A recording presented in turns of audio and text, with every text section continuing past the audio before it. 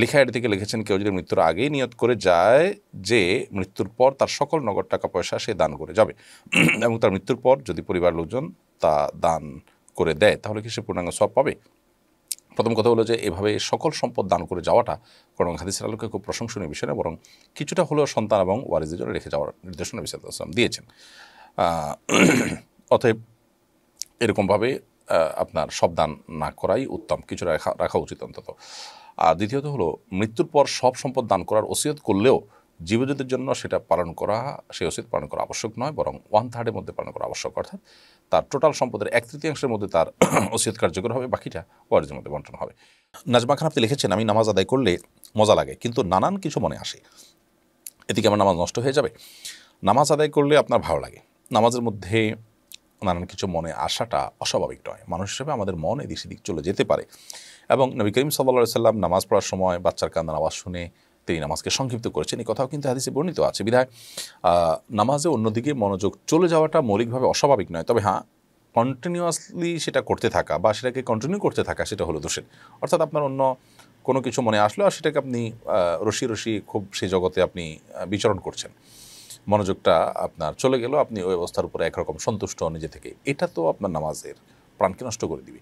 কিন্তু যখন আপনি টের পেলেন, সাথে সাথে আপনি নামাজের দিকে মনোযোগকে ফিরিয়ে নিয়ে আসলেন, বাস এরকম যদি হয় তাহলে কোনো অসুবিধা নেই ইনশাআল্লাহ তাআলা।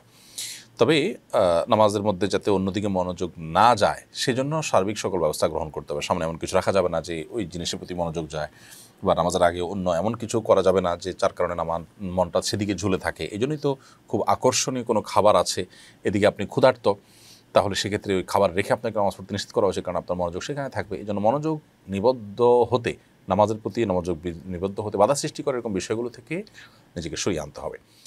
HM শহীদুল ইসলাম আপনি লিখেছেন, আমি পেশাদার ড্রাইভার, বিভিন্ন কাজে অনেক দূরে যেতে হয়, সেক্ষেত্রে আমার কি কসর করতে হবে?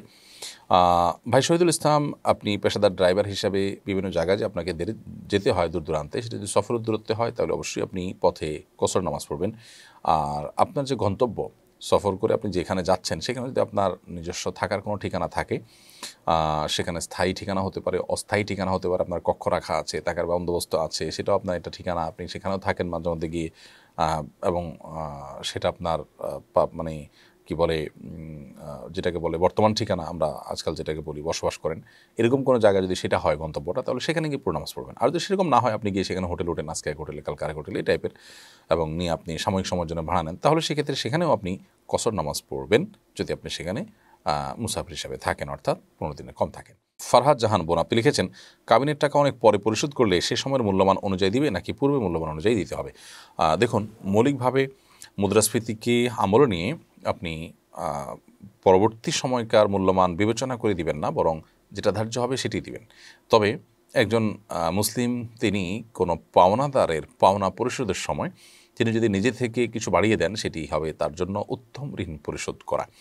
নবী করিম সাল্লাল্লাহু আলাইহি ওয়াসাল্লাম বলেছেন, খায়রুকুম আহসানুকুম কাদাআ আও আদাআ, তোমাদের যে ঋণ নেওয়ার পর সেটি পরিশোধ করার ক্ষেত্রে ভালো মানুষের পরিচয় দেয়, সে হলো তোমাদের মধ্যে সবচেয়ে ভালো মানুষ। অতএব এই ঋণ পরিশোধ করার যে ব্যাপার, সেখানে আমি যদি চিন্তা করি বিবেচনা থেকে যে অনেক দিন আগে ধার্য হয়েছিল, সেটি আজকের বাজার মূল্যে অনেক কমে গেছে, অতএব আমি তাকে এটা বাড়িয়ে দিলাম, তো এটা জায়েজ আছে মৌলিকভাবে, এটা ঋণের ক্ষেত্রে জায়েজ আছে, মহরের ক্ষেত্রেও জায়েজ আছে, বাট এটা আবশ্যক নয়। এবং এক্ষেত্রে বাহ্যিক দৃষ্টিতে যিনি আপনার ঋণ দিয়েছেন কিংবা মহর এর প্রাপক ভদ্রমহিলা, তিনি ক্ষতিগ্রস্ত হচ্ছেন, কিন্তু প্রথমত শরীয়ত তাকে সুযোগ দিয়েছে, তিনি চাইলে নগদ আদায় করতে পারতেন, তৎক্ষণাৎ আদায় করতে পারতেন, তিনি নিজেই ছাড় দিয়েছেন, অতএব সেজন্য তিনি তার মূল্য তাকেই দিতে হবে, তিনি এটা আরেকজনের উপর চাপাতে পারবেন না।